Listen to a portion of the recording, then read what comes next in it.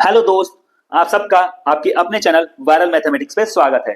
आशा करता हूं कि मेरे सारे के सारे दोस्त अच्छे होंगे, मस्त होंगे और दिवाली और छठ पूजा की छुट्टियां मना के अपने अपने पढ़ाई पे अब ध्यान देंगे। सब लोग अगर कहीं बाहर पढ़ते होंगे तो बाहर अपनी जगह पे आ गए होंगे पढ़ाई करने के लिए, अपने कोचिंग, अपने सेल्फ स्टडी, अपने लाइब्रेरी में ज्वाइन कर दिया होगा। अब आप अपनी पढ़ाई स्टार्ट कर चुके होंगे। ठीक है दोस्त, फेस्टिव सीजन हो गया, बहुत सारे फेस्टिवल हमने मना लिया और छठी मैया का आशीर्वाद भी ले लिया होगा। तो दोस्त, पढ़ाई करते हैं, वक्त थोड़ा सा पढ़ाई फोकस करते हैं क्योंकि मात्र एक महीना बचा है। 14 दिसंबर आपका 10 नवंबर हो गया। तो दोस्त, पिछले दो वीडियोस में हम दो पार्ट में हम 10-10 क्वेश्चन का सॉल्यूशन कर चुके हैं। आज की क्लास में हम जो मैथ्स है, मैथ्स का जो सीटेट जो 7 जुलाई 2024 को हुआ था, उसके जो प्रीवियस क्वेश्चन है ना, उसको बहुत ही अच्छे से पूरा का पूरा थ्योरी पढ़ेंगे, सॉल्यूशन पढ़ेंगे और वो भी बहुत ही शानदार सॉल्यूशन मैं आपको बताऊंगा।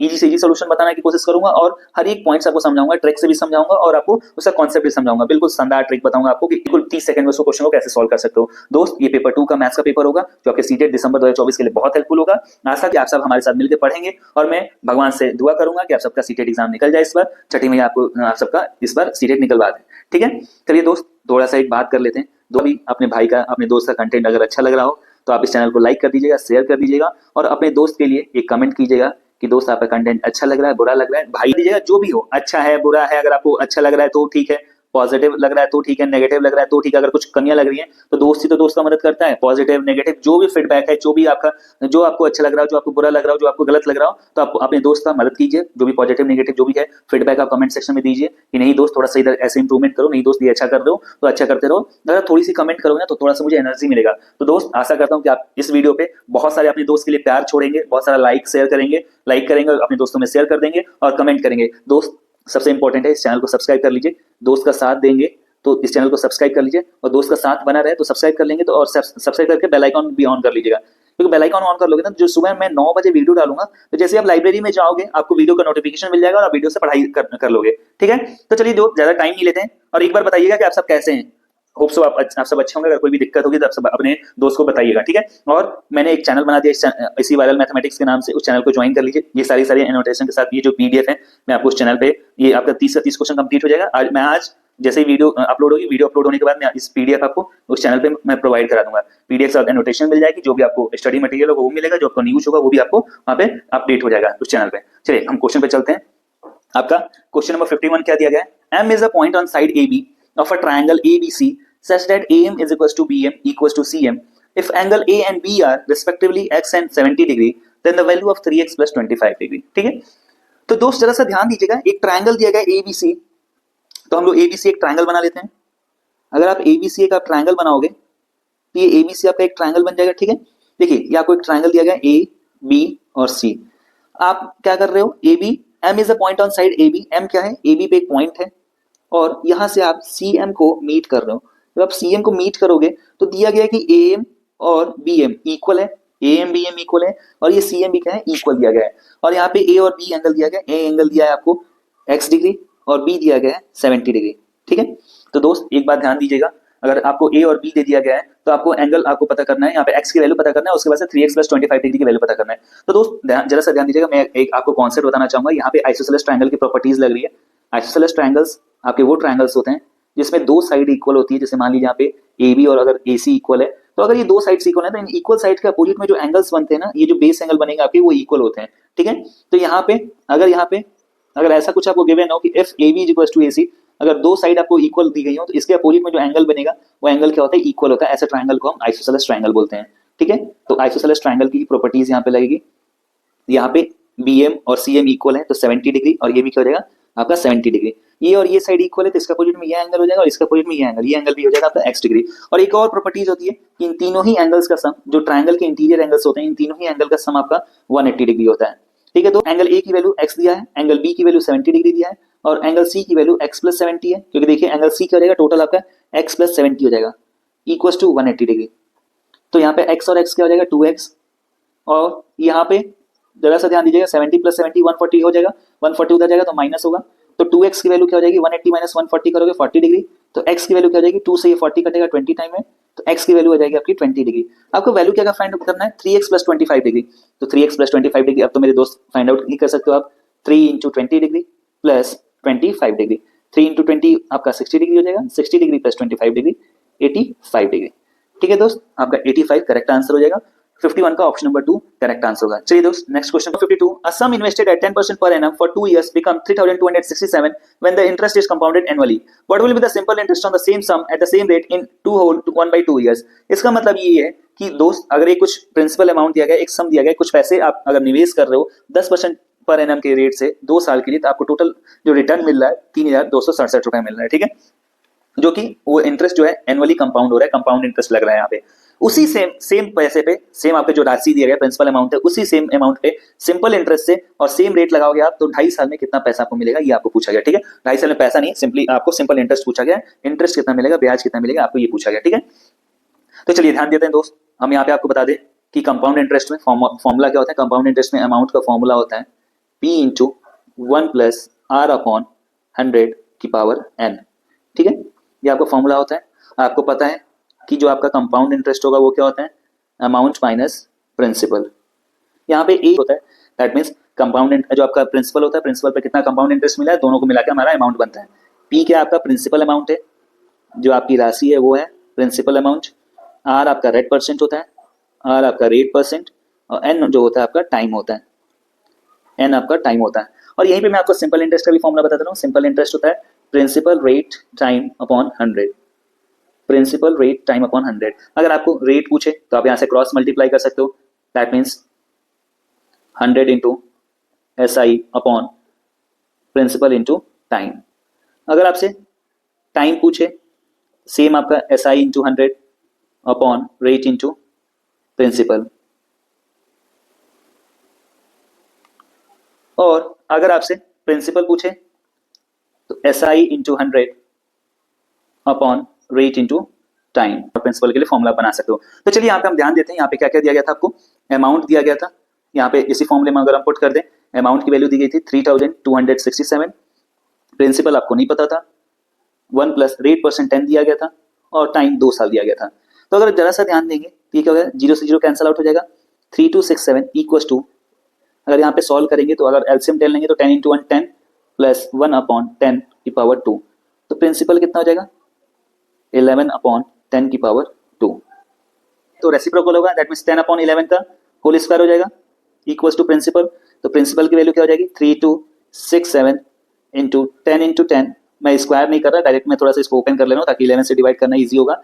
11 से आप डिवाइड करोगे, 11 2 जा 22, 10 बचेगा 106 होगा, 11 9 जा 99, 7 बचेगा 77, फिर से आप 11 से डिवाइड करोगे, 11 2 जा 22, फिर 7 बचेगा 77, 11 7 जा 77। तो प्रिंसिपल हो जाएगा 27 इंटू 100 करोगे 2700, दैट मीन्स 2700 आपका प्रिंसिपल हो जाएगा। आपने इतना पैसा दिया है तो 2 साल में 10% कंपाउंड इंटरेस्ट के रेट पे आपका टोटल पैसा आपको मिलेगा 3267 रुपए। अगर उसी पे सिंपल इंटरेस्ट 2.5 साल के लिए लगाओगे सेम रेट पे, तो SI कितना मिला है वो पूछा है आपको। तो प्रिंसिपल आपका 2700 है, रेट देख लीजिएगा, रेट बोला था सेम है, और टाइम पूछा गया था, आपको टाइम दिया गया था 2 होल 1/2 ईयर्स। तो दोस्त हम इसमें क्या करते हैं, इसको इससे मल्टीप्लाई करते हैं, 2 2 जा 4 4, ये ऊपर वाले नंबर को ऐड करते हैं, 2 2 जा 4 4 प्लस 1 5 5/2 ईयर्स, या फिर इसको 2.5 साल भी बोल सकते हो। तो 5/2 कर लीजिए इसको, ठीक है। नीचे यहाँ पे P इंटू R, ये प्रिंसिपल, रेट, ये टाइम अपॉन 100, ठीक है। इसी टाइम को 5/2 दिया तो 2 नीचे आ जाएगा। तो देखिए 2 0 से 2 0 कैंसिल आउट हो जाएगा, अब 2 से कैंसिल आउट करोगे 5 टाइम में कैंसिल आउट हो जाएगा। SI क्या हो जाएगा 27 इंटू 5 इंटू 5, देखिए 27 इंटू 5 इंटू 5 कर लोगे, 27 इंटू 5 करोगे आपका 135 हो जाएगा, 135 इंटू 5 करोगे, 5 5 जा 25, 2 कैरी, 5 3 जा 15 और 2 17, 1 कैरी, 5 1 जा 5 और 5 और 1 6, 675 आपका करेक्ट आंसर हो जाएगा। देखिए कौन सा ऑप्शन में दिया गया 675 आपको ऑप्शन नंबर 3 में दिया गया, तो ऑप्शन नंबर 3 आपका करेक्ट आंसर हो जाएगा। दोस्त क्वेश्चन नंबर 52 का ऑप्शन नंबर 3 करेक्ट आंसर। चलिए दोस्त नेक्स्ट क्वेश्चन पे चलते हैं। दोस्त आपको लग रहा होगा ना कि मैं टाइम ले रहा हूं, तो बट यहाँ पे ध्यान दीजिएगा, मैंने आपको कंपाउंड इंटरेस्ट का फॉर्मूला बताया, सिंपल इंटरेस्ट का फॉर्मूला बताया, जो आपको बहुत ही ज्यादा हेल्पफुल करेगा, ठीक है, बहुत ही ज्यादा आपको मदद करेगा। अगर ये सब आपको कॉन्सेप्ट नहीं पता होगा ना दोस्त, तो कैसे सॉल्व करोगे। ये आपका सिंपल इंटरेस्ट है, ये आपका सिंपल इंटरेस्ट का फॉर्मूला इधर, और इधर आपको कंपाउंड इंटरेस्ट का फॉर्मूला दिया गया है। तो दोस्त अगर मैं आपको ये सारे कॉन्सेप्ट नहीं बताऊंगा तो कैसे आप सॉल्व कर पाओगे। तो दोस्त मैं आपको कॉन्सेप्ट बता रहा हूँ, इस वजह से वीडियो लंबी हो रही है, बट आप पैनिक ना होइएगा, परेशान नहीं होइएगा, अच्छे से पढ़ाई करते रहिए, आपको सब कुछ समझ में आएगा। और इसी जितनी वीडियो है ना, सिर्फ सॉल्यूशन देखोगे ना, तो मैं कॉन्सेप्ट बता रहा हूँ। तो ये ऐसा नहीं है कि आप इस चैनल पे सॉल्यूशन देखिए, आप यहाँ पे क्वेश्चन का आंसर जानिए और वहाँ पे आप कॉन्सेप्ट पढ़ने किसी और चैनल पे जाइए। मैं इसी चैनल पे वन स्टॉप सॉल्यूशन बना दूंगा। इसको ना मैथ्स के लिए मैं ये जो वायरल मैथमेटिक्स है वन स्टॉप सॉल्यूशन बनाऊंगा, वन स्टॉप प्लेटफॉर्म बनाऊंगा, इसपे आपको मैथ्स के हर एक सॉल्यूशन, हर एक चीज आपको कॉन्सेप्ट सॉल्यूशन, हर एक चीज इसी पे मिलेगा आपको। ठीक है, तो चलिए नेक्स्ट क्वेश्चन देखते हैं दोस्त। D is a point on side AB of a triangle ABC such that CD is bisector of angle ACB. If angle A is equal to 50 degree, angle B is equal to 70 degree, then angle ADC is equal to, ये तो बहुत ही easy question है। चलिए मैं यहाँ पे अगर diagram बना लूं, यहाँ पे दिया गया है, जरा सा ध्यान दीजिएगा 53 का, यहाँ पे ध्यान दीजिए, एक ट्रायंगल बना लेते हैं और यहाँ से हम C से एक हम लाइन ड्रॉ करेंगे CD, क्योंकि C ये क्या कर रहा है ना, यहाँ पे एंगल को बाइसेक्ट कर रहा है। ये जो एंगल है और ये जो एंगल है वो दोनों एंगल इक्वल होंगे। यहाँ पे आपको दिया गया कि एंगल A की वैल्यू 50 डिग्री है, एंगल A आपकी 50 डिग्री है, एंगल B 70 डिग्री है, तो आपको पता होगा एंगल C क्या हो जाएगा। अभी मैंने ऊपर ही बताया था आपको कि तीनों एंगल का सम क्या होता है, angle A plus angle B plus angle C, इन तीनों का सम आपका 180 डिग्री होता है। तो एंगल A और एंगल B की वैल्यू, एंगल A की वैल्यू 50 डिग्री, एंगल B की वैल्यू 70 डिग्री, तो एंगल C की वैल्यू क्या हो जाएगी, देखिए एंगल C की वैल्यू क्या हो जाएगी 180 डिग्री, 70 प्लस 50 120 होगा, इधर आएगा तो माइनस होगा, एंगल C की वैल्यू आपकी 60 डिग्री हो जाएगी। अगर ये 60 डिग्री है और ये एंगल बाइसेक्ट हो रहा है तो ये 30 डिग्री और ये भी आपका 30 डिग्री बनेगा। ठीक है, अगर ये 50 और 30 80 है तो ये एंगल कितना बनेगा 100 डिग्री। ये आपको पूछा था कि एंगल ADC की वैल्यू क्या होगी, तो एंगल ADC की वैल्यू 100 डिग्री होगी। आपका ऑप्शन नंबर 4 आपका करेक्ट आंसर होगा। ठीक है दोस्त, एक और बात ध्यान रखिएगा, आपको एक और चीज मैं बता दूं कि यहाँ पे जो ट्रायंगल बन रहा है ना, ये जो मैं दूसरे पेन से आपको बता दे रहा हूँ, यहाँ पे जो ट्रायंगल बन रहा है आपका, यहाँ पे जो आप ट्रायंगल बना रहे हो, ये जो आपका ट्रायंगल बन रहा है यहाँ पे ABC, यहाँ पे ये आपका D है, तो ये जो ट्रायंगल है ट्रायंगल BDC, इस ट्रायंगल BDC में ये जो है ना, ये आपका एक्सटीरियर एंगल है। एक्सटीरियर एंगल जो होता है ना, सम ऑफ इंटीरियर अपोजिट एंगल्स होता है, इन दोनों एंगल्स के सम के इक्वल होता है। तो अगर ये 70 डिग्री था और ये 30 डिग्री था तो भी हम इसको 100 डिग्री बोल सकते थे, और इस ट्रायंगल के सम से भी हम बोल सकते थे। तो दोनों ही तरीके से आप इसका आंसर दे सकते हो। तो आंसर क्या हो जाएगा आपका 100 डिग्री। चलिए दोस्त नेक्स्ट क्वेश्चन पे चलते हैं, क्वेश्चन नंबर 54 का आंसर क्या होगा, marks obtained by some students of class are, कुछ बच्चों के मार्क्स आपको यहाँ पे दिए गए हैं। Find the difference of the mean and the range of the data, आपको डाटा का रेंज बताना है और डाटा का मीन बताना है। तो दोस्त चलिए मीन का फॉर्मूला आपको बताते हैं, मीन क्या होता है और रेंज क्या होता है। जैसा इस डाटा को आप देख लीजिएगा, डाटा ध्यान दीजिएगा, इस डाटा को हमेशा ध्यान रखिए, जब भी स्टैट्स का क्वेश्चन आएगा, इस स्टैट्स के क्वेश्चन में डाटा को आप असेंडिंग ऑर्डर में लिखेंगे। असेंडिंग ऑर्डर का मतलब होता है छोटे से बड़े में आप ऑर्डर, आप इस डाटा को लिखेंगे, सारे डाटा को आप छोटे से बड़े में इसको लिखेंगे। ये डाटा आपको क्या दिया गया है, डाटा को ध्यान दीजिएगा। अगर आप डाटा को ध्यान देंगे तो इस डाटा को मैं कॉपी कर ले रहा हूँ। कॉपी करने के बाद हम नीचे चलते हैं, नीचे मैं आपको इसको सोल्यूशन बताता हूँ, मैं इसका आपको सोल्यूशन बताता हूँ। ये डाटा आपको दिया गया है यहाँ पे, ये आपका डाटा था दोस्त। इस डाटा को अगर आप असेंडिंग ऑर्डर में अरेंज करेंगे तो ये डाटा क्या मिलेगा आपको, यहाँ से देख लीजिए 17, फिर 18, फिर डाटा में आपको सबसे उसके बाद से 23 मिलेगा, फिर उसके बाद 25 एंड देन 29, उसके बाद 31, उसके बाद 35, 36, देखिए 35 दो बार है, यहाँ पे ध्यान दीजिएगा। 35 जो है ना दोस्त, यहाँ पे ध्यान दीजिएगा, 35 यहाँ पे भी है, तो 35 दो बार दिया गया। 36, 37, 38, 38 के बाद आपको 42, 38 के बाद आपको क्या दिया गया 42 है। ठीक है, तो ये आपके डाटा होंगे और तो कुछ बचा नहीं है। टोटल डाटा कितने हैं, 2, 2, 4, 2, 6, 2, 8, 2, 10, 2, 12। तो देखिए 2, 2, 4, 2, 6, 2, 8, 2, 10 और 2, 12 डाटा आपका ये हो गया, असेंडिंग ऑर्डर में हो गया। अब हम बात करते हैं कि रेंज क्या होता है, रेंज क्या होता है, मीन क्या होता है, मीडियन क्या होता है, मोड क्या होता है। मीन का ध्यान रखिएगा, मीन का जो फॉर्मूला होता है, मीन का फॉर्मूला होता है सम ऑफ ऑब्जर्वेशंस। ये जो ऑब्जर्वेशंस है ना, जैसे आप एवरेज में करते हो तो इन ऑब्जर्वेशंस का सम करना है, सम ऑफ ऑब्जर्वेशंस। मीन और एवरेज आपका सेम होता है upon total number of observations. जैसे आप ऑब्जर्वेशंस सॉरी एवरेज निकालते हो ना, वैसे आप मीन भी निकालोगे। दैट मींस ये सारे ऑब्जर्वेशंस का सम करना है upon total number of observations. ये आपका मीन का फॉर्मूला होता है, ये आपका मीन का फॉर्मूला हो जाएगा। मीडियन जो होता है, पहले मैं मोड बता देता हूँ। मोड जो होता है मोस्ट फ्रीक्वेंटली या फिर most repeated observation, most repeated observation. इन ऑब्जर्वेशंस में जो ऑब्जर्वेशंस ज्यादा बार रिपीट होंगी, ज्यादा बार आएगा, वही आपका क्या हो जाएगा, मोड हो जाएगा। ठीक है, फिर उसके बाद मीडियन क्या होता है, मीडियन जो होता है आपका, मीडियन को ध्यान रखिएगा। अगर डाटा ऑड है, अगर आप यहाँ पे 12 दिया गया, अगर 11 दिया होता तो टोटल आपका हो जाता n+1/2th टर्म। ये आपका if n is odd, that means total अगर आपके डाटा जो होंगे अगर ऑड होंगे तो मीडियन आपका ये होगा। दूसरा मीडियन आपका n/2th plus n/2 2 plus 1/8 upon 2 if n is even. अगर टोटल डाटा क्या है, इवन है, जैसे यहाँ पे 12 डाटा दिया गया है, 12 ऑब्जर्वेशन दिया गया है, तो अगर ऑब्जर्वेशन 12 होंगे तो नीचे वाला फॉर्मुला यूज करेंगे, अगर ऑड होगा तो ऊपर वाला फॉर्मुला यूज करेंगे। ठीक है, दोनों ही आपका फॉर्मुला है।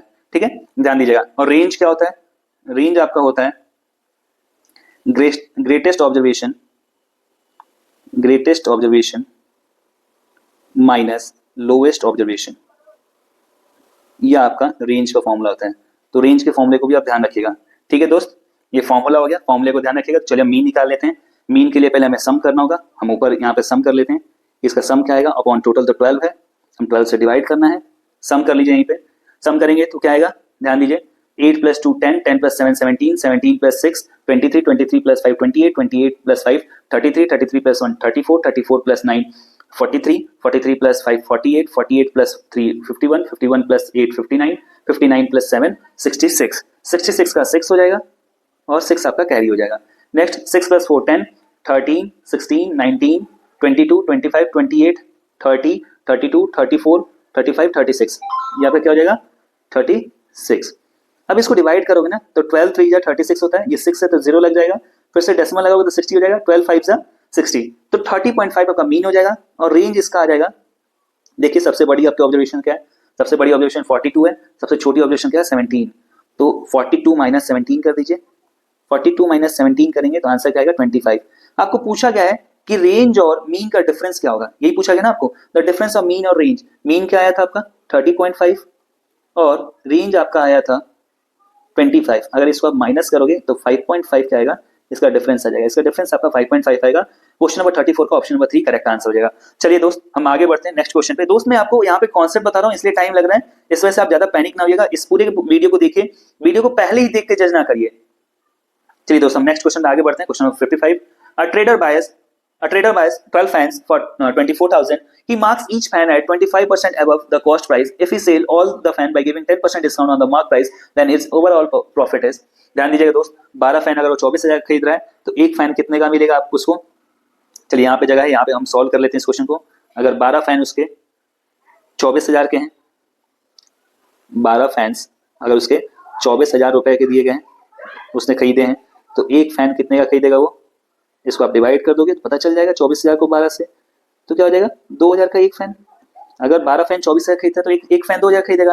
वो 25% जो सीपी है, ये आपकी सीपी है, कॉस्ट प्राइस खरीदने की प्राइस है, कॉस्ट प्राइस, इससे 25% एबव उसने मार्क प्राइस का रखा है, तो मार्क परसेंट ऊपर है। तो अगर ये 2,000 जो है, अगर 2,000 100% की वैल्यू है, सीपी की वैल्यू है, इसके 125% की वैल्यू पता कर दो आप, 2 जीरो से 2 जीरो कैंसिल आउट हो जाएगा, 125 × 2 करोगे 250 होगा। दैट मीन्स यहाँ पे एक जीरो है तो 2,500। एक पंखा वो 2500 का बेचेगा और उसमें 2500 का ही नहीं बेचेगा, वो 10% थोड़ा डिस्काउंट भी दे देगा मार्क प्राइस पे, तो इसका 10% आप जानते हो, 10% कितना हो जाएगा। आप ऐसे भी कर सकते हो कि डिस्काउंटेड प्राइस क्या हो जाएगा, जो आपका सेलिंग प्राइस होगा। अगर 100% की वैल्यू है 2500 जो है, अगर 100% की वैल्यू तो 90% की वैल्यू कितनी हो जाएगी, क्योंकि डिस्काउंट देके 10 रुपए डिस्काउंट दोगे 10% तो 90 हो जाएगा, तो 2 जीरो से 2 जीरो कैंसिल आउट हो गया। अब मल्टीप्लाई कर लो, 0 है तो 0 हो जाएगा, 9 5 45 का 5 4 कैरी, 9 2 18, 18 और 4 22। मतलब एक पंखा वो 2,000 रुपए में खरीदेगा, बेचेगा 2,250 रुपए में। प्रॉफिट क्या होता है, प्रॉफिट आपका selling price minus cost price होता है।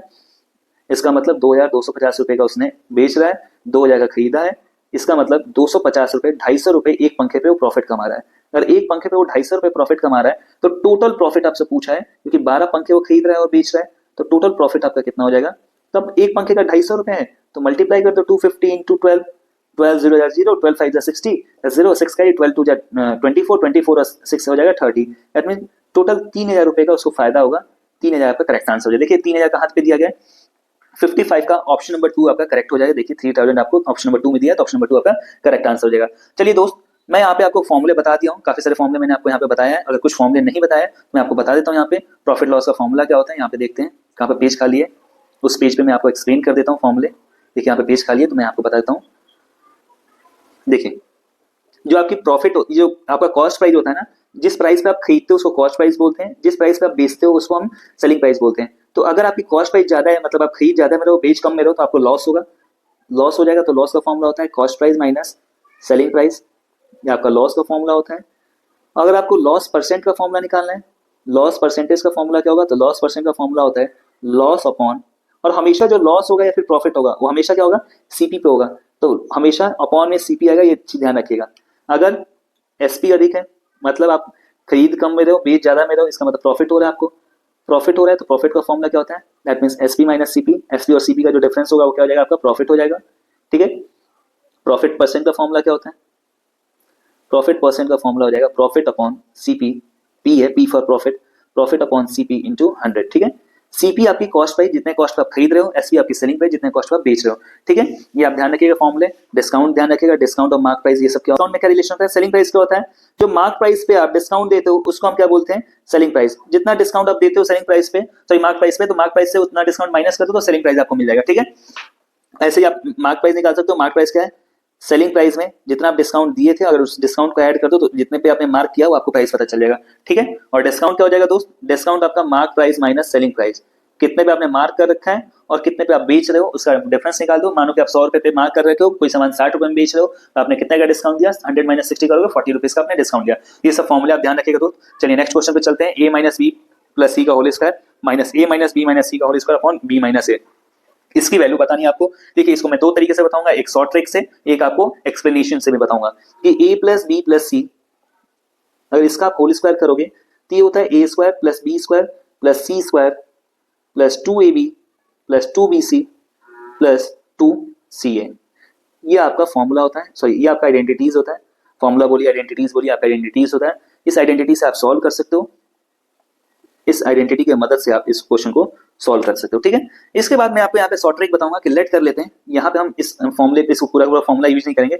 फॉर्मूला आप यूज करोगे तो बेसिकली ये होगा कि यहाँ पे देखिए, आप यहाँ पे ए माइनस बी प्लस सी का होल स्क्वायर करोगे, जहाँ पे माइनस है, जैसे यहाँ पे बी की जगह माइनस लगा दोगे तो बी का माइनस बी का स्क्वायर करोगे तो यहाँ पे पॉजिटिव ही आएगा, यहाँ पे आपको पॉजिटिव मिलेगा। बट यहाँ पे माइनस बी है तो ये वाला टर्म नेगेटिव हो जाएगा, ये वाला टर्म नेगेटिव हो जाएगा।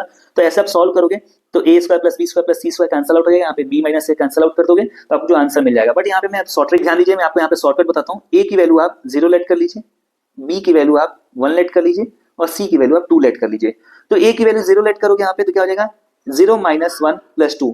यहाँ पे क्या हो जाएगा, 0 माइनस 1 करोगे, 0 माइनस 1 और प्लस 2, तो माइनस 1 प्लस 2 क्या हो जाएगा, प्लस 1 का स्क्वायर। यहाँ पे अगर आप रखोगे बीच में माइनस है तो यहाँ पे आपका 0 माइनस 1 माइनस 2, माइनस 1 और माइनस 2 का स्क्वायर क्या हो जाएगा, माइनस 1 माइनस 2 माइनस 3 हो जाएगा, तो माइनस 3 का स्क्वायर। यहाँ पे बी की वैल्यू क्या है, 2 माइनस 0। ठीक है, बी की वैल्यू, सॉरी बी की वैल्यू क्या है, बी की वैल्यू क्या है 1, तो 1 माइनस 0, यहाँ पे 1 माइनस 0 कर देंगे, यहाँ पे 1 का स्क्वायर 1 और माइनस 3 का स्क्वायर हो जाएगा 9 अपॉन 1। तो 9 माइनस 3 करोगे, सॉरी 1 माइनस 9 करोगे क्या आ जाएगा, माइनस 8। माइनस 8 आपका ऑप्शन में जहाँ पे माइनस 8 आएगा आपका करेक्ट है, क्योंकि माइनस 8 अपॉन 1 है, इसको माइनस 8 बोल सकते हैं। यहाँ पे सी की वैल्यू क्या है, यहाँ पे देख लेते हैं ऑप्शन में कहाँ पे माइनस 8 मिलेगा आपको। बी की वैल्यू 1, सी की वैल्यू माइनस 2, यहाँ पे आपको माइनस 1 मिलेगा। सी की वैल्यू 2, ए की वैल्यू 0, यहाँ पे 2 मिलेगा। माइनस 4, सी की वैल्यू 2 है तो माइनस 4 इंटू 2 माइनस 8, यहाँ पे ऑप्शन नंबर 3 में मिल रहा है, तो ऑप्शन नंबर 3 करेक्ट आंसर। यहाँ पे 2 इंटू 2 करोगे तो 2 इंटू 2 4 मिलेगा, तो इस वजह से ऑप्शन नंबर 3 माइनस 4 सी आपका क्या हो जाएगा, करेक्ट आंसर हो जाएगा। ठीक है दोस्त, अरे सर अगर फुल एक्सप्लेनेशन चाहते हो तो आप कमेंट कर दीजिएगा, मैं आपको इसका फुल एक्सप्लेनेशन दे दूंगा। जो आपका इस आइडेंटिटी, मैंने बता दिया कि ये आइडेंटिटी है, इसी आइडेंटिटी को यूज करके हम इसका एक्सप्लेनेशन निकाल सकते हैं। अगर आपको इसका फुल सोल्यूशन चाहिए होगा, आपको कंप्लीट सोल्यूशन चाहिए तो आप इस कमेंट कर दीजिएगा। बाकी ये शॉर्ट ट्रिक ज्यादा अच्छा है, आप इसे यूज कर सकते हैं। ठीक है, मैं आपको बता सकता हूँ बट टाइम बहुत ज्यादा हो रहा है, इस वजह से मैं आगे बढ़ रहा हूँ। ध्यान दीजिए दोस्त, area of right triangle is 240 centimetre square if its one side other than hypotenuse is 30 centimetre then perimeter of triangle is। आपको एक राइट एंगल ट्रायंगल दिया गया है। एक राइट एंगल ट्रायंगल में अगर आप यहाँ पे ध्यान दीजिएगा, एक राइट एंगल ट्रायंगल दिया गया है। इस राइट एंगल ट्रायंगल ABC, यहाँ पे राइट एंगल है, यहाँ पे हाइपोटेन्यूज के अलावा कोई भी एक साइड, इसी साइड को आप लेट कर लेते हो कि 30 सेंटीमीटर है, और यहाँ पे एरिया दिया गया है, तो आपको पता होना चाहिए कि area of right angle triangle क्या होता है। एरिया ऑफ ट्रायंगल यहाँ पे होता है, अगर ये आपको इसको आप बेस बोल दो, ये आपका बेस है, ये आपका बेस होता है, ये आपका परपेंडिकुलर या फिर हाइट होता है, तो एरिया ऑफ ट्रायंगल होता है half into base into height या फिर बेस इंटू परपेंडिकुलर। ठीक है, तो यहाँ पे कोई भी आपको बेस दिया फिर हाइट दिया, कुछ भी आप लेट कर लो, तो एरिया ऑफ ट्रायंगल दिया है 240, हाफ इंटू मैंने बेस लेट किया तो बेस को हम 30 लेते हैं, और आपको हाइट निकालना है फिर परपेंडिकुलर। ठीक है, तो 2 से डिवाइड करोगे 30 15 टाइम में, तो हाइट क्या होगा, ये 15 उधर जाएगा तो डिवाइड होगा, तो हाइट की वैल्यू हो जाएगी 240 अपॉन 15। ये वैल्यू क्या होगा, 15 से डिवाइड करोगे कितने टाइम में डिवाइड होगा, 15 वन 15, यहाँ से 9 बचेगा 90, 15 6 90, हाइट की वैल्यू 16 सेंटीमीटर हो जाएगा। तो यहाँ से आपको पता होना चाहिए, एक पाइथागोरस थ्योरम होता है, और पाइथागोरस थ्योरम क्या होता है, पाइथागोरस थ्योरम आपको पता होना चाहिए, ये बहुत ही ज्यादा इंपॉर्टेंट है कि ये जो हाइपोटेन्यूज है 90 डिग्री के सामने वाली साइड को हम हाइपोटेन्यूज बोलते हैं। इसको मैं h से रिलेट कर दूं, h से अगर डिनोट कर दूं तो h का स्क्वायर क्या होता है, बेस का स्क्वायर प्लस परपेंडिकुलर का स्क्वायर होता है। ठीक है, इसको परपेंडिकुलर बोल सकते हो। तो यहाँ पे h की वैल्यू क्या होती है, under root base square plus perpendicular square, ये आपका पाइथागोरस थ्योरम होता है। पाइथागोरस थ्योरम भी आप ध्यान रखिएगा दोस्त, ठीक है, ये काम आएगा। तो यहाँ से इसकी वैल्यू 16, इसकी वैल्यू 32, तो हम पाइथागोरस से हम इसकी वैल्यू निकालेंगे हाइपोटेन्यूज की। तो इसकी वैल्यू क्या हो जाएगी, आप निकाल लो। बेस की वैल्यू 30 दिया है, तो 30 का स्क्वायर प्लस 16 का स्क्वायर, 30 का स्क्वायर 900, 16 का स्क्वायर करोगे 256, ये आपका हो जाएगा 1156। ये आपका जो है ना 34 का ये स्क्वायर होगा, ठीक है, 34 का स्क्वायर होगा, तो हाइपोटेन्यूज की वैल्यू क्या हो जाएगी 34 सेंटीमीटर। दोस्त आपको पेरीमीटर निकालना है, तो पेरीमीटर आप निकाल सकते हो। पेरीमीटर तीनों साइड का सम होता है। तीनों साइड क्या क्या दी गई है आपको, 16, 30 और 34 ऐड कर लो, 6 + 4 10 का 0 1 कैरी, 3 + 3 6, 6 + 1 7 और 1 कैरी था 80, टोटल 80 सेंटीमीटर आपका पेरीमीटर हो जाएगा, जो कि ऑप्शन नंबर 1 में दिया है। तो ऑप्शन नंबर 1 आपका करेक्ट आंसर हो जाएगा, 57 का ऑप्शन नंबर 1 करेक्ट आंसर, ठीक है। चलिए दोस्त हम नेक्स्ट आगे बढ़ते हैं, नेक्स्ट क्वेश्चन पे ध्यान देते हैं। दोस्त ज्यादा टाइम लगाएंगे तो बहुत ज्यादा टाइम लग जाएगा, मैं आपको फुल एक्सप्लेनेशन दे रहा हूँ, इस वजह से टाइम लग रहा है। मैं बार बार कह रहा हूँ कि इस वीडियो को आप मिस ना कीजिए, इतने अच्छे से मैं आपको सोल्यूशन, मैं अपनी तरफ से कोशिश बहुत कर रहा हूँ कि मैं आपको अच्छे से अच्छे और इजी से इजी सोल्यूशन दे पाऊँ। अगर आपको कहीं भी नहीं समझ में आता है तो 1-to-1 आप मुझसे भी पूछ सकते हो। 1-to-1 पूछने के लिए आप व्हाट्सएप चैनल पे आप ज्वाइन हो जाइए, वहाँ पे मेरा कॉन्टैक्ट मिल जाएगा आपको, वहाँ पे आप इंस्टाग्राम पे या फिर आप चैनल पे कहीं भी पूछ सकते हो आप 1-to-1, ठीक है। और उसके बाद अगर नहीं पता चलता है तो मैं आपको यूट्यूब पे अच्छे से आपको समझा दूंगा। बस आप इस वीडियो के नीचे कमेंट कर दीजिएगा कौन सा आपका पार्ट, आप कौन सा क्वेश्चन या फिर कौन सा मैथ्स में कौन सा पार्ट है, कोई चैप्टर है पर्टिकुलर जो आपको समझ में नहीं आता, मैं उसका इजी एक्सप्लेनेशन लाने की कोशिश करूंगा। चलिए दोस्त नेक्स्ट क्वेश्चन देखते हैं, 3 क्वेश्चन बचे आपके। Question number 58. A teacher distributes different types of triangles, say paper cuttings, to the learners and tell them to measure and tabulate the angles in order to find the sum of angle. He tells them to note the result in each case. एक teacher जो है बच्चों को पढ़ाने के लिए आप कुछ बहुत सारे ट्रायंगल शेप के पेपर दे रहा है, जो पेपर कटिंग्स हैं वो दे रहा है, और बोल रहा है कि बच्चों को कि जो एंगल्स, जो ट्रायंगल्स हैं ना, अभी बताया कि जो ट्रायंगल्स के एंगल्स हैं वो आप एंगल्स को मेजर करो, इन एंगल्स को मेजर करो, और मेजर करने के बाद एक टेबल बनाओ और टेबल सारे एंगल्स को लिखो और उसके सम भी पता करो, ठीक है। तो ये टीचर का बहुत ही अच्छा ये इनिशिएटिव है। टीचर जो है people centred teaching method use कर रहा है, बहुत ही अच्छी मेथड यूज कर रहा है। तो अब यही बताना है कि जो मेथड ऑफ टीचिंग है ये किस एग्जांपल का, किस मेथड का एग्जांपल है, ये डिस्कवरी मेथड का, डिडक्टिव मेथड का, टीचर सेंटर अप्रोच का, या फिर एनालिटिकल मेथड का। तो बहुत इजी क्वेश्चन है, इसमें डिस्कवरी करा रहा है, एंगल फाइंड आउट करा रहा है, एंगल फाइंड आउट कराने के बाद यहाँ पे आपको सम पूछ रहा है, तो यहाँ पे डिस्कवरी मेथड या फिर खोज विधि हो जाएगा, ठीक है। 58 का ऑप्शन नंबर 1 करेक्ट हो जाएगा, ठीक है। चलिए दोस्त हम थोड़ा से कुछ मेथड ऑफ टीचिंग के बारे में देख लेते हैं। डिस्कवरी मेथड होता क्या है, ये जो मेथड होता है इसको हम प्रॉब्लम सॉल्विंग मेथड भी बोलते हैं या फिर एक्सपर्ट भी बोलते हैं। इसको प्रॉब्लम सॉल्विंग मेथड या फिर एक्सपेरिमेंटल मेथड, मतलब एक्सपेरिमेंट कर करके जो बच्चे सीखते हैं, जो पीपल सीखते हैं, उसको हम एक्सपेरिमेंटल मेथड बोलते हैं। ये जेरोम ब्रूनर ने ये दिया था, ईयर 1960 में ये मेथड प्रपोज किया था। इसका मतलब ये है ना कि एक्सपोज करना या फिर डिस्क्लोज करना, जो आपका दिया गया ना उसको डिस्कवरी करना, खोज विधि होता है, ठीक है। बेसिकली ये स्टूडेंट सेंटर लर्निंग या फिर पीपल सेंटर लर्निंग बोलते हैं, इसको आप बोल सकते हो लर्निंग बाय डूइंग, करके सीखते हैं बच्चे इसमें, ठीक है। बेसिकली जो टाइप्स ऑफ टीचिंग मेथड है ये थोड़ा देख लीजिए, कौन कौन से टाइप्स ऑफ टीचिंग मेथड है। कुछ टीचिंग मेथड्स हैं जो आपके टीचर सेंटर्ड होते हैं, जैसे आप जो टीचर लेक्चर देते हैं, डेमोन्स्ट्रेशन करते हैं, बायोग्राफिकल होते हैं, हिस्टोरिकल होते हैं, टीम टीचिंग होते हैं। ये सारी जो टीचिंग मेथड है वो आपके टीचर सेंटर्ड अप्रोच है, टीचर सेंटर्ड मेथड है। कुछ आपके पीपल सेंटर या फिर स्टूडेंट सेंटर भी बोलते हो आप इसको, या जो इनसाइड द क्लास, जो क्लास के अंदर होता है, लेबोरेटरी होती है, ह्यूरिस्टिक होता है, प्रोजेक्ट, असाइनमेंट, डिस्कशन, ये सारे पीपल सेंटर्ड मेथड है। जो पीपल सेंटर जो बाहर क्लासरूम से बाहर सोशलाइज्ड क्लासरूम होती है, उसमें आप जो पढ़ाई कराते हो, जैसे सेमिनार में ले जाते हो बच्चों को, सेमिनार लगाते हो, वर्कशॉप, पैनल डिस्कशन, ये सब यहाँ आपके पीपल सेंटर्ड है, बट सोशलाइज्ड क्लासरूम टेक्निक है। जो आप इंस्ट्रक्शन टेक्नोलॉजी आईटी का यूज करते हो पढ़ाई में, टीचिंग में, उसका जैसे प्रोग्राम इंस्ट्रक्शन देते हो, सीआईए देते हो, टीचिंग मशीन्स के द्वारा आप यूज करके पढ़ाते हो, पर्सनलाइज्ड इंस्ट्रक्शन देते हो, ये सब आपके यूज ऑफ आईटी का आपका मेथड है, जो आईटी का रोल है। देखिए कुछ आपको दिए गए हैं कि टेलिंग मेथड क्या होता है, जैसे आप बोल के पढ़ाते हो, जैसे मैं आपको बोल के पढ़ा रहा हूँ, लेक्चर दे रहा हूँ, लेक्चर मेथड है। जैसे बेसिकली तुम डिस्कशन मेथड है, ये डिस्कशन कर रहे हैं क्वेश्चन का, discussion method, lecture method, story telling method, ये सब टेलिंग मेथड है। एक्टिविटी करके बच्चों को पढ़वाते हो, प्रोजेक्ट देते हो, प्रोजेक्ट सॉल्व करने को बोलते हो, प्रॉब्लम सॉल्विंग मेथड, जैसे आपने पेपर कटिंग दिया आपने और उसमें आपको अपने एंगल्स फाइंड आउट करने के लिए बोला, तो ये सब आपके एक्टिविटी मेथड है। कुछ विजुअल मेथड्स हैं, text book method, demonstration method, supervised study method, कुछ मेंटल मेथड्स हैं, मेंटोर लिखा, मेंटल मेथड्स होगा, inductive and deductive methods, analysis method and synthesis method, ठीक है। ये कुछ मेथड्स आप पढ़ लीजिएगा। चलिए हम नेक्स्ट, आप ज्यादा टाइम नहीं लेते हैं, हम आगे बढ़ते हैं। नेक्स्ट 2 क्वेश्चन बाकी है, 2 क्वेश्चन हम कर लेते हैं फटाफट। क्वेश्चन नंबर 59 और क्वेश्चन नंबर, चलिए क्वेश्चन नंबर 59 देखते हैं। Which of the following is not true, इनमें से कौन सा कथन सत्य नहीं है। तो आपको बताना है सत्य नहीं है, ट्रू नहीं है, इसका मतलब क्या है, कौन सा स्टेटमेंट फॉल्स है आपका, ठीक है। तो ध्यान रखिएगा, नॉट ट्रू वाले स्टेटमेंट ध्यान रखिएगा आप लोग। पहला ऑप्शन दिया है 3 + 4 × 5 is not a mathematical expression, ये स्टेटमेंट ट्रू है कि ये जो आपका एक्सप्रेशन है वो मैथमेटिकल एक्सप्रेशन नहीं है। क्यों? क्योंकि जो मैथमेटिकल एक्सप्रेशन होते हैं ना, ये सब ऐसे एक्सप्रेशंस होते हैं जहाँ पे ये एक्सप्रेशन हो गया है, दूसरा एक्सप्रेशन ये 2x आपका एक्सप्रेशन है, जहाँ पे आप कांस्टेंट और वेरिएबल का मल्टीप्लिकेशन करते हो, वो आपका एक्सप्रेशन मैथमेटिकल एक्सप्रेशन बनता है, ठीक है। Operation of multiplication can be done on mathematical expressions, ये भी बिल्कुल सही बात है कि जो मैथमेटिकल एक्सप्रेशंस है उनको मल्टीप्लाई कर सकते हो उसमें, ठीक है। तो जैसे ये आप पॉलिनोमियल का मल्टीप्लिकेशन पढ़ा होगा, इन दोनों का मल्टीप्लाई आप कर सकते हो चाहो तो ये भी ट्रू स्टेटमेंट है, ये फॉल्स नहीं है। The expression x square plus 10x plus 25 can not be simplified further, दिया गया कि स्टेटमेंट फर्दर सिंप्लीफाई नहीं हो सकता है। देख लेते हैं, अगर इसको आप देखना ये देखोगे तो ध्यान दोगे तो क्या दिया गया है, ये आपका एक क्वाड्रेटिक पॉलिनोमियल है, एक क्वाड्रेटिक पॉलिनोमियल दिया गया आपको x square plus 10x plus 25। अगर आप चाहो तो स्प्लिटिंग द मिडिल टर्म से भी इसको ब्रेक कर सकते हो। सिंपल आपको दिख रहा है कि स्प्लिटिंग द मिडिल टर्म में एक्स स्क्वायर का कोएफिशिएंट 1 दिया है, कांस्टेंट टर्म 25 है, तो 1 और 25 का मल्टीप्लिकेशन 25, तो 10x को 5 और 5 में ब्रेक कर सकते हो, ठीक है। इसको ऐसे सिंपलीफाई कर सकते हो, 5x प्लस 5x में ब्रेक कर दो, 10 को 5 प्लस 5 में ब्रेक कर दो तो 5 प्लस 5 10 और 5 इंटू 5 25। इनमें आप x कॉमन कर लो तो यहाँ से x प्लस 5 मिलेगा, इसमें आप 5 कॉमन कर लो तो यहाँ से x प्लस 5 मिलेगा, तो इन दोनों में x प्लस 5 कॉमन कर लो तो यहाँ से x प्लस 5 दूसरे में मिलेगा। सिंपली इसको सिंप्लीफाई करके x प्लस 5 और इन दूसरे ब्रैकेट में x प्लस 5 में आप सिंप्लीफाई कर सकते हो। ये सिंप्लीफाई हो सकता है, बोला कि सिंप्लीफाई नहीं हो सकता है तो यही फॉल्स स्टेटमेंट है, ये गलत लिखा है, it can be simplified further, तो ये आपका ऑप्शन नंबर 3 करेक्ट आंसर हो जाएगा। फोर्थ में दिया था, फोर्थ भी देख लेते हैं, the value of variable in an equation which satisfy the equation is called the solution of equation. ये बिल्कुल करेक्ट बात है कि कोई भी अगर इक्वेशन दिया है, जैसे ये इक्वेशन यही था x square plus 10x plus 25, इसमें जो x की वैल्यू जैसे यहाँ पे -5 अगर रखेंगे तो -5 अगर इस इक्वेशन को सैटिस्फाई करता है तो वो उसका सॉल्यूशन होगा, उसका रूट भी बोलते हैं हम, उसका जीरोस भी बोलते हैं उसको, ठीक है। तो ये भी ट्रू स्टेटमेंट है, ये भी ट्रू स्टेटमेंट है, इसमें कोई दिक्कत नहीं है, तो 59 का ऑप्शन नंबर 3 करेक्ट आंसर हो जाएगा। चलिए नेक्स्ट क्वेश्चन देखते हैं, question number 60, the ratio of two number is 3:7 and their LCM is 630, then the sum of LCM and HCF of these numbers are. देखिए अगर दो नंबर दिया गया है तो इसको लेट कर लीजिए कि एक नंबर 3x है और दूसरा नंबर 7x है। इनका जब आप एलसीएम निकालोगे तो 3 और 7 का एलसीएम 21 आएगा, दोनों प्राइम फैक्टर्स हैं और x है कॉमन फैक्टर है, तो 21x इसका एलसीएम हो जाएगा। इसकी 21x की वैल्यू आपको दिया गया है 630, x की वैल्यू क्या हो जाएगा 630 अपॉन 21, 21 से डिवाइड करेंगे 21 इंटू 3 63 होता है, ये 0 है तो 0 लग जाएगा, x की वैल्यू 30 आ जाएगी, ठीक है।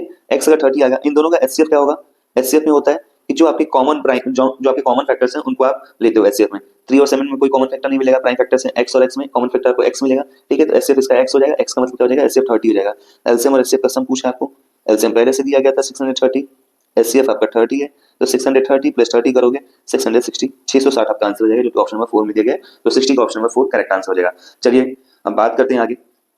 देखिए हमने आज सक्सेसफुली 7 जुलाई 2024 के पूरे 30 क्वेश्चन सॉल्व कर लिए। आप सबका धन्यवाद दोस्त, ऐसे ही हमारे साथ बने रहिए, और आपसे एक रिक्वेस्ट है कि आप ही का ये चैनल है, आपका दोस्त का एक चैनल है, इस वजह से आप इसको लाइक कर दीजिएगा, इस वीडियो को लाइक कर दीजिएगा, इस वीडियो को शेयर कर दीजिए अपने दोस्तों में, और इस चैनल को सब्सक्राइब कर लीजिएगा। सबसे इंपॉर्टेंट बात है कि सब्सक्राइब करके बेल आइकन ऑन कर लीजिएगा, बेल आइकन ऑन कर लेंगे ना तो वहाँ पे जब मैं आपको सुबह 9 बजे जब आप लाइब्रेरी पहुंचते हो, जब पढ़ने बैठते हो 9 बजे जब वीडियो आएगी नोटिफिकेशन मिल जाएगा, तब पढ़ लोगे। सब्सक्राइब नहीं किए रहोगे तो नोटिफिकेशन मिलेगा नहीं, जब आप रैंडमली वीडियो पे जाओगे तभी आप पढ़ पाओगे, ऐसे पढ़ाई आप नहीं कर पाओगे। कंसिस्टेंटली पढ़ाई करिए, कंसिस्टेंटली पढ़ाई करने के लिए सब्सक्राइब कर लीजिए चैनल को, बेल आइकन को ऑन कर लीजिए ताकि 9 बजे आपको वीडियो मिलती रहे। तो चलिए दोस्त ऐसे ही साथ बनाए रखिए और पढ़ाई करते रहिए, और भी साथ जुड़ने के लिए आप हमारे व्हाट्सएप चैनल पर जुड़ सकते हैं, जहाँ पे आप अपने पर्सनल डाउट्स पूछ सकते हैं, हमसे बातें हो सकती हैं आपकी, वहाँ पे हम लोग डाउट पूछ सकते हैं एक दूसरे के, ठीक है। आप लोग एक दूसरे के डाउट पूछ सकते हैं मुझसे, वहाँ पे कनेक्ट करने के लिए अब मैं आपको इस वीडियो के नीचे व्हाट्सएप चैनल का लिंक दूंगा, वहाँ से आप व्हाट्सएप चैनल को ज्वाइन कर लीजिएगा। चलिए आप सबका धन्यवाद, ऐसे ही अपना साथ बनाए रखिएगा और पढ़ाई करते रहिए।